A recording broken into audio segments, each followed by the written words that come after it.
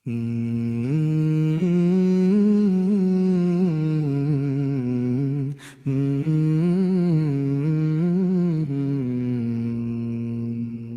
Di akhir zaman yang akan terjadi merupakan zaman ketandusan rohani dan zaman segala sesuatu dinilai. Dengan harta manusia cakar mencakar untuk memperoleh sebanyak mungkin harta kekayaan mereka, tidak mempedulikan dari mana datangnya harta yang didapat.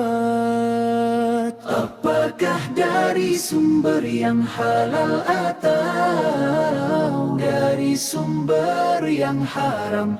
Yang penting harta dapat dikumpulkan sebanyak-banyaknya untuk memenuhi kehendak nafsu ataupun untuk mengikuti kemauan istri atau anak-anaknya. Itulah di akhir zaman yang akan terjadi.